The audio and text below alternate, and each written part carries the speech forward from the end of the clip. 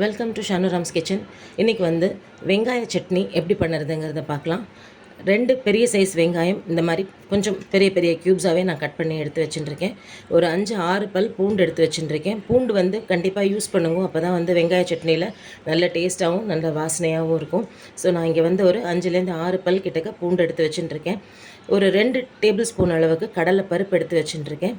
ஒரு சின்ன நெல்லிக்காய் சைஸுக்கு வந்துட்டு புளி எடுத்து வச்சுட்டுருக்கேன்.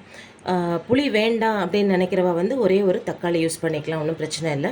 மிளகா வத்தல் வந்து நான் வந்து ஒரு 15 மிளகா வத்தல் கிட்டக்க எடுத்து வச்சுட்டுருக்கேன். வெங்காய சட்னி வந்து நல்ல காரசாரமாக இருந்தால் தான் நமக்கு வந்து இட்லிக்கோ இல்லை தோசைக்கோ தொட்டுக்கிறோம் அப்படின்னா ரொம்பவே நல்லாயிருக்கும். ஸோ நான் வந்து இங்கே ஒரு 15 மிளகா வத்தல் கிட்டக்க எடுத்து வச்சுட்டுருக்கேன். இந்த வதக்கிற வேலையெல்லாம் முடியும் போது கடைசியில் ஆட் பண்ணுறதுக்காக ஒரு கைப்பிடி அளவுக்கு ஃப்ரெஷ்ஷாக புதினா எடுத்து வச்சுட்டுருக்கேன். புதினா வந்து இருந்ததுன்னா யூஸ் பண்ணிக்கோங்க. நல்ல ஒரு டேஸ்ட்டு, நல்ல ஒரு வாசனை, ரொம்பவே நல்லாயிருக்கும் இந்த வெங்காய சட்னியில். அது கூட கொஞ்சம் உப்பையும் போட்டு நம்ம எல்லாத்தையும் வதக்க போகிறோம். ஸோ இப்போ எப்படி வதக்க போகிறோங்கிறத பார்க்கலாம். இப்போ இங்கே வந்து ஒரு இலுப்பு சட்டியில் ரிஃபைண்ட் ஆயில் எடுத்து விட்டுருக்கேன். இதில் வந்து முதல்ல நம்ம எடுத்து வச்சுருக்கிற 2 டேபிள் ஸ்பூன் கிட்டக்க கடலைப்பருப்பு ஃபஸ்ட்டு போட்டுக்கலாம். ஸோ இப்போ வந்து லேசாக செவக்க ஆரம்பிச்சுடுத்து கடலைப்பருப்பு. இந்த சமயத்தில் நம்ம எடுத்து வச்சுருக்கிற 15 மிளகா வத்தலையும் போட்டுடலாம். இதை லேசாக பெரட்டி கொடுத்த கையோடவே நம்ம எடுத்து வச்சுருக்கிற புளியை போட்டுடலாம். அதில்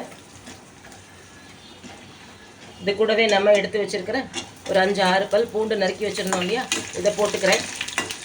இது கூடவே அடுத்தது நம்ம கட் பண்ணி எடுத்து வச்சுருக்கிற வெங்காயம் போட்டுக்கலாம். வந்து ரொம்ப நேரம் வதங்கணுங்கிற அவசியம் கிடையாது. ஏன்னா திரும்ப நம்ம வந்து அரைச்சதுக்கப்புறமா தாளிக்கும் போது மறுபடியும் இந்த சட்னியை வந்து நம்ம கொதிக்க விடுவோம், கொஞ்சமாக தண்ணி கலந்து. ஸோ அதனால் ரொம்ப நேரம் இது வந்து வதங்கணுன்ற அவசியம் இல்லை.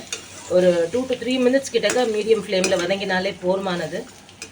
இந்த ஒரு குட்டி டீஸ்பூனால் ஒரு 1-1.25 டீஸ்பூன் கிட்டக்க உப்பு போட்டுருக்கேன். இப்போதைக்கு இது போரும். நம்ம வந்து இதை திரும்ப அரைச்சி முடிச்சுட்டு தாளித்து கொட்டி நம்ம தண்ணி விட்டு இதை கொதிக்க விடும்போது உப்பு போரலைன்னா இன்னும் கொஞ்சம் நம்ம ஆட் பண்ணிக்கலாம். வெங்காயம் வந்து லைட்டாக கலர் சேஞ்ச் ஆக ஆரம்பிச்சிடுது. ஸோ இந்த சமயத்தில் நம்ம எடுத்து வச்சுருக்கிற புதினாவை போட்டுடலாம். புதினா இருந்ததுன்னா கண்டிப்பாக புதினா சேர்த்துக்கோங்க. ரொம்பவே நல்லாயிருக்கும், நல்ல வாசனையாகவும் இருக்கும், நல்ல டேஸ்ட்டாகவும் இருக்கும்.